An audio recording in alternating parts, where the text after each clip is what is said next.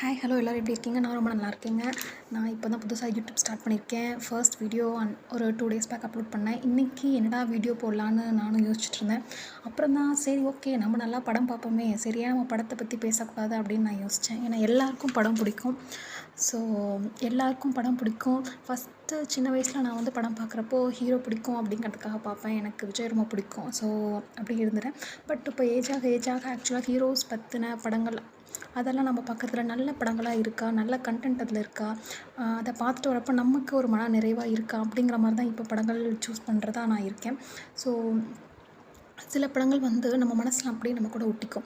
அந்த படத்தையும் நம்மளையும் பிரிக்க முடியாத மாதிரி இருக்கும். சில டைம் அந்த படத்தை நான் என்ன நினச்சோன்னா அது என்னோடய படம்னு சொல்லிவிட்டு அதை நான் ரொம்ப பாசிட்டிவாலாம் ஃபீல் பண்ண காலம்லாம் இருக்குது. ஸோ அந்த மாதிரி எனக்கு என் மனசோட ரொம்ப ஒட்டி போன, ரொம்ப நான் பிடிச்ச, எப்பவும் என் லிஸ்ட்டில் டாப் லிஸ்ட்டில் இருக்கக்கூடிய ரொம்ப நல்ல படங்கள், அதுவும் நான் மற்றவங்களுக்கு ரெக்கமெண்ட் பண்ணக்கூடிய படங்கள், அந்த மாதிரி படங்கள் பற்றி தான் நான் இந்த சீரீஸ் ஆரம்பிச்சிருக்கேன். இது ஒவ்வொரு பார்ட்டாக வரும். ஒவ்வொரு பார்ட்லேயும் நான் ஒரு படம் இல்லை ஒரு 2 படம் பற்றி, அந்த படத்தில் எனக்கு பிடிச்ச விஷயங்கள், அந்த படத்தை பற்றின ஒரு நல்ல விஷயங்கள் எல்லாமே நான் உங்கள் கூட ஷேர் பண்ண போகிறேன். ஸோ வீடியோ தொடர்ந்து பாருங்கள். உங்களுக்கு இந்த வீடியோ பிடிச்சிருந்தா அதுக்கான சப்போர்ட்டை கொடுங்க. ஸோ என் லிஸ்ட்டில் டாப்பில் இருக்கக்கூடிய படம் அப்படின்னு பார்த்திங்கன்னா அயோத்தி தாங்க. அயோத்தி படம் கண்டிப்பாக எல்லோரும் கேள்விப்பட்டிருப்பீங்கன்னு நினைக்கிறேன். ஏன்னா இந்த படம் 2023 வந்த படம். எல்லாருக்கிட்டேயும் ரொம்ப ரொம்ப நிறைய பாசிட்டிவான ரிவ்யூஸை வாங்கின படம்.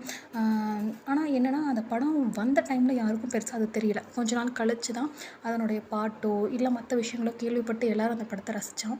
ஸோ அந்த மாதிரி தான் நானும் படம் சத்தியமாக எனக்கு ரிலீஸ் ஆச்சுன்னே எனக்கு தெரியாதுங்க. இப்படி ஒரு படம் வந்ததுன்னு எனக்கு சத்தியமாக தெரியாது. பெருசாக அதுக்கு அவங்க ப்ரமோஷனும் கொடுக்கலன்னு தான் நான் நினைக்கிறேன். ஸோ அது எனக்கு தெரியாது. நான் அதுக்கப்புறம் இந்த படத்தை நான் எப்படி பார்த்தேன் அப்படின்னா எதேர்ச்சியாக தான் பார்த்தேன். ஆக்சுவலாக நான் யூடியூப்பில் ஒரு வீடியோ ஸ்க்ரோல் பண்ணிகிட்ருக்க போது இந்த பாட்டு பார்த்தேன், காற்றோடு பட்டம் போல் என்ன வாழ்க்கை தான் சொல்லிட்டு. ஸோ இந்த பாட்டு கேட்டதும் அந்த லிரிக்ஸ் எனக்கு ரொம்ப பிடிச்சிருந்தது. ப்ளஸ் அது பிரதீப்போட வாய்ஸு. ஸோ கேட்கவே வேணாம், ரொம்ப பிடிச்சிருந்தது. ஸோ என்ன படம் இப்படி பாட்டு நல்லா இருக்கே அப்படிங்கிறது அப்படி ஒரு சர்ச்சில் தான் இந்த படத்தை பற்றி நான் தெரிஞ்சுக்கிட்டேன். ஸோ அந்த படத்தை நான் என்னோடய மொபைலில் தான் நான் ஆக்சுவலாக பார்த்தேன். ஏன்னா நான் ரொம்ப லேட்டாக தான் பார்த்தேன். ஸோ அந்த படம் ரொம்ப ரொம்ப நல்ல படம்.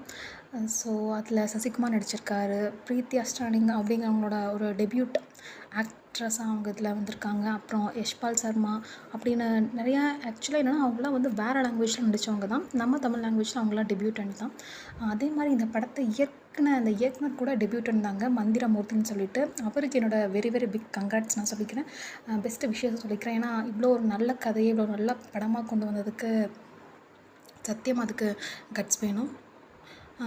அதே மாதிரி பார்த்திங்கன்னா அதோட ப்ரொடியூசர் வந்து ட்ரைடன்ட் ஆர்ட்ஸ் ரவீந்திரன், அவருக்கும் வாழ்த்துக்கள் இந்த மாதிரி நல்ல படங்களை கொண்டு வந்ததுக்கு. ஸோ இந்த படம் பற்றின கதை என்னென்னா, ஒரு ஃபேமிலி இருப்பாங்க, நார்த் இந்தியாவில் இருக்கக்கூடிய ஒரு ஃபேமிலி. அவங்க 4 பேர். அவங்க அப்பா, அம்மா, ஒரு பொண்ணு, ஒரு பையன். அவங்க அப்பா ஒரு புரோகிதர் மாதிரி தான். அவரும் அதே மாதிரி ரொம்ப டென்ஷனான பார்ட்டி தான். சரியா? அவங்க அம்மா ரொம்ப ரொம்ப ரொம்ப சாதுவானவங்க. அவரோட திட்டல், மிரட்டல், அடி, உதை எல்லாம் வாங்கிட்டு குடும்பத்துக்காக பொறுத்துட்ருக்க ஒரு கேரக்டர். அப்புறம் ஒரு பொண்ணு, அந்த பொண்ணு காலேஜ் படிச்சுட்ருப்பான். அந்த ஒரு பையன், குட்டி பையன், ஸ்கூல் படிச்சுட்ருப்பான். ஸோ இதுதான் இவங்களோட ஃபேமிலி. இவங்க ஒரு யாத்திரை மாதிரி ராமேஸ்வரம் போனால் ஃபேமிலிக்கு நல்லது அப்படிங்கிற மாதிரி நார்த் இந்தியாவில் இருக்கக்கூடிய இந்த ஃபேமிலி நம்ம தமிழ்நாடான ராமேஸ்வரத்துக்கு ஒரு யாத்திரைக்காக வரணும்னு சொல்லி வருவாங்க. ஸோ அப்படி வரப்போ ஒரு ஆக்சிடெண்ட் ஆகிடும். அந்த ஆக்சிடெண்ட்னால் நிறைய விஷயங்கள் நடக்கும். கடைசியாக அந்த ஃபேமிலி ராமேஸ்வரம் போனாங்களா, அவங்க ப்ராப்ளம் சால்வ் ஆச்சா, திருப்பி அவங்க நார்த் இந்தியா போனாங்களா, போகிறப்போ அவங்க எப்படி போனாங்க, ஓகேவாக போனாங்களா இல்லை சோகமாக தான் போனாங்களா, அவங்க ஃபேமிலியோட பிரச்சனையெல்லாம் தீர்ந்துதா, எல்லா கஷ்டங்களும் அவங்களுக்கு சரியாகி ராமேஸ்வரம் வந்ததுனால மனநிறைவோடு அவங்க போனாங்களா அப்படிங்கிற மாதிரி எவ்வளவோ விஷயங்கள் இந்த படத்தில் இருக்குது. இந்த படத்தில் எனக்கு இன்னொரு விஷயம் என்ன பிடிச்சதுன்னா, இது ஒரு ட்ரூ ஈவெண்ட்ஸ்னால் பேஸ் பண்ண படம். ஆல்ரெடி நடந்த அந்த விஷயத்தை பற்றி அதில் ஒரு புக்கில் வெளியிட்டிருப்பாங்க போல். அதை பார்த்து இந்த டேரக்டர் வந்து இன்ஸ்பயர் ஆகி அதை கொஞ்சம் இன்னும் கொஞ்சம் நல்லா என்ன சொல்கிறது, இன்னும் கொஞ்சம் டெவலப் பண்ண படம் தான் இது. ஸோ இது ஒரு பேஸ்ட் ஆன் ட்ரூ ஈவெண்ட்ஸ்க்கான படம் தான். ஸோ இந்த படத்தில் எல்லாருமே அருமையாக நடிச்சிருந்தாங்க. ஒரு குறையும் சொல்கிறதுக்கே நம்மளால சொல்ல முடியாது. அந்த அளவுக்கு அருமையாக நடிச்சிருந்தாங்க. எனக்கு இந்த படத்தில் ஒவ்வொரு கேரக்டருமே பிடிச்சிருந்தது. ஒவ்வொரு கேரக்டர் வர விதமாகட்டும், அந்த கேரக்டர் பண்ணுற விதமாகட்டும், நம்ம மனசில் விட்டுட்டு போகிற அந்த இடமாகட்டும் எல்லாமே நல்லா இருந்துச்சு. நம்ம நார்மல் லைஃப்பில் பார்க்கக்கூடிய மனுஷங்க தான். ரொம்ப ஓவராக பாட்டு, டான்ஸ் அந்த மாதிரிலாம் இந்த படத்தில் எதுவுமே கிடையாது. ஒரு நார்மலாக, அதாவது என்ன சொல்கிறது, ஒரு ரிலேட்டபிளான, ஒரு ஃபீல் குட்டான ஒரு மூவி. ஒரு என்ன சொல்கிறது, ரியலிஸ்டிக்காக இருக்கக்கூடிய ஒரு மூவி தான். ஸோ இதில் நிறைய கேரக்டர்ஸ் நல்லா எழுதியிருந்தாங்க, நல்லா நடிச்சிருந்தாங்க. எனக்கு அந்த கேரக்டராகவே அந்த கேரக்டரை பிடிச்சிருந்தது. அந்த நடித்த நடிகர்களை விட அந்த கேரக்டரே பிடிச்சிருந்தது. அப்படி எனக்கு ரொம்ப பிடிச்ச கேரக்டர்ஸ் வந்து அப்துல் மாலிக். யார் பண்ணியிருந்தான்னு உங்களுக்கே தெரியும், சசிகுமார் பண்ணியிருந்தார். அப்புறம் நெக்ஸ்ட் வந்து பாண்டிங்கிற கேரக்டரு. அப்புறம் துரை நண்பன், பைக்லாம் விற்று கொடுப்பார் இல்லையா, துரை நண்பன் அந்த கேரக்டர். நீங்கள் படம் பார்த்தீங்கன்னா கண்டிப்பாக உங்களுக்கு தெரியும். அப்படி இல்லைன்னா நீங்கள் படம் பார்த்துட்டு வந்து இந்த வீடியோவை பாருங்கள், அப்போனா உங்களுக்கு இன்னும் நல்லா புரியும். அப்புறம் எம்பாமிங் டீமு, அந்த நம்ம என்ன சொல்கிறது, அந்த உடலை பதப்படுத்தி கொடுக்குற அந்த டீமில் இருக்கக்கூடிய மெம்பர்ஸு, அவங்களுக்கு கோர்ட்டில் ஒரு போலீஸ் ஆஃபீஸர் ஹெல்ப் பண்ணுவாருங்க, அந்த கேரக்டரும் நல்லாயிருக்கும். அப்புறம் ஏர்போர்ட்டில் ஒரு டெர்மினல் மேனேஜர்னு இருப்பாங்க, அவங்க கேரக்டர் நல்லாயிருக்கும். ஒரு ஓல்டு கப்பிள் ஏர்போர்ட்டில் இவங்களுக்கு ஹெல்ப் பண்ணுவாங்க, அந்த கேரக்டர் ரொம்ப நல்லாயிருக்கும். கார்கோ மேனேஜர்னு ஒரு கேரக்டர் இருக்கும், அதுவும் நல்லாயிருக்கும். சித்திரபாண்டியன் கேரக்டர் நல்லாயிருக்கும். டீன், அவங்களுக்கு கடைசி நேரத்தில் சைன் பண்ணி கொடுக்குற டீன் கேரக்டர் நல்லாயிருக்கும். இப்படி ஒவ்வொரு கேரக்டருமே நம்ம மனசில் நிற்கக்கூடிய கேரக்டர் தான். சொல்லவே வேணாம், பிரீத்தி அஷ்டானி அந்த பொண்ணு சூப்பராக நடிச்சிருந்தாங்க. அந்த குட்டி பெண் நடிச்சிருந்தாங்க, யஷ்பால் சர்மா, அவங்களோட ஃபேமிலியில் கூட அவங்க அம்மா எல்லோரும் நல்லா நடிச்சிருந்தாங்க. பட் கேரக்டராக, அதாவது என்ன சொல்கிறது, ஒரு ஹியூமனிட்டி பேஸ் பண்ண படம் தான் இது. ஸோ ஹியூமனிட்டியை இந்த எல்லா கேரக்டர்ஸுமே டச் பண்ணியிருக்கோம். ஸோ எனக்கு ரொம்ப வருண படம் என்னோடய டாப் ஃபேவரட்டில் இருக்க படம். இந்த படத்தை ரொம்ப பொசிட்டிவாக நான் வச்சுருந்தேன், நான் நிறைய பேருக்கு ரெக்கமெண்ட் பண்ணி கொடுத்தேன். இதில் ஒரு சில இடத்துல மட்டும் சில ஹிந்தி டைலாக்ஸ் வரும், அப்புறம் ஒரு ஹிந்தி சாங் வரும், மற்றபடி ஃபுல் அண்ட் ஃபுல் தமிழ் தான். அப்புறம் இதோடைய சாங்ஸ் நம்ம கண்டிப்பாக சொல்லி ஆகணும். ஏன்னா நான் பார்க்குறதுக்கு காரணமே அந்த சாங் தான். ஸோ காற்றோடு பட்டம் போல பிரதீப் குமார் பாடியிருப்பார். அட்டகாசமான சாங். லைஃப்பை ரொம்ப சரியாக எழுதியிருப்பார். அந்த லிரிசிஸ்ட் ரொம்ப அழகாக எழுதியிருப்பார் லைஃப் பற்றினதை. அழக்கூடிய ஒவ்வொரு லைனும் நல்லாயிருக்கும். என்னதான் நம்ம கூட க்ளோஸ் ஃப்ரெண்ட்ஸாகவே இருந்தாலும், பேரண்ட்ஸாலே இருந்தாலும் நம்ம அந்தளவுக்கு அட்டாச் ஆக மாட்டோம். எதனாலனா அவங்களுடைய கேரக்டர்ஸ்னால, அவங்க நம்மக்கிட்ட நடந்துக்கிற விதனால. ஸோ அந்த மாதிரி நீங்கள் அந்த பாட்டை ஒரு டைம் கேட்டு பாருங்கள். அந்த லைன் ஒவ்வொன்றும் உங்களுக்கு அப்படி மனசோட வரடும். நெக்ஸ்ட்டு ஆராரோன்னு ஒரு கடைசி சாங், ஆராரோ ஆரிரரோன்னு சொல்லிட்டு கடைசி சாங்கை நம்ம சாய் விக்னேஷ்னு அவர் பாடியிருப்பார். இதில் பாடினவர் தான், இருங்க மறந்துட்டேன், காந்தாரால பாடினார்ல அந்த ஒரு டிவைன் சாங், அந்த சாங் பாடினவர் தான் இங்கே பாடியிருப்பார், அந்த ஆராரோ சாங்கு. அப்புறம் நெக்ஸ்ட் இதில் ஒரு லவ் சாங் மாதிரி ஒரு திருட்டு பையலேன்னு சொல்லிட்டு ஒரு லவ் ஃபோக் சாங் ஒன்று வந்திருக்கும், அதுவும் கொஞ்சம் ஜாலியாக இருக்கும். ஸோ இந்த படத்தில் எல்லாமே நல்லாயிருக்கும், குறை சொல்கிற மாதிரி எதுவுமே இருக்காது. ஆக்சுவலாக வந்து என்ன சொல்கிறது, எனக்கு இந்த மாதிரி படங்கள் தான் பிடிக்கும். யதார்த்தமான படங்கள், ஒரு மனசுக்கு நிறைவு தரக்கூடிய படங்கள். அந்த படத்தை பார்த்துட்டு எனக்கு ஒரு சொட்டு கண்ணீர் விட்டால் கூட போதும், அந்த படம் எனக்கு ரொம்ப பிடிச்சிடும். ஸோ இந்த மாதிரி எனக்கு சின்ன சின்ன அழகான மூமெண்ட்ஸ் கொடுக்கறது, நெருடுற படங்கள் ரொம்ப பிடிக்கும். ஸோ இந்த படம் அந்த மாதிரி தான். டைரக்ஷன்லேருந்து, அந்த ஆக்டர்ஸ்லேருந்து, அவங்க டைலாக்ஸ்லேருந்து, சாங்ஸ்லேருந்து, மியூசிக்லேருந்து எல்லா சீன்ஸுமே எல்லாமே வந்து ரொம்பவே நல்லாயிருக்கும். நம்ம இந்த மாதிரி படங்களை தான் நான் இன்னும் வரணும்னு நான் எதிர்பார்க்குறேன். உங்களுக்கு நிறைய படங்கள் பிடிச்சிருக்கும், அந்த படங்களோட லிஸ்ட்டையும் கீழே சொல்லுங்கள், அந்த படங்கள் பற்றியும் பேசலாம். அப்புறம் வேறு என்ன படங்கள் பற்றி பேசணுங்கிறவங்க ரெக்கமெண்டேஷன்ஸையும் இதில் வந்து கொடுங்க. ஸோ அயோத்தி படம் பற்றி நான் பேசி முடிச்சிட்டேன். எனக்கு என்னெல்லாம் சொல்லணும்னு நினச்சினோ எல்லாமே சொல்லிட்டேன். ஸோ நெக்ஸ்ட் நான் பேசணும்னு நினைக்கிற 2வது படம் வந்து பசங்க 1ங்க.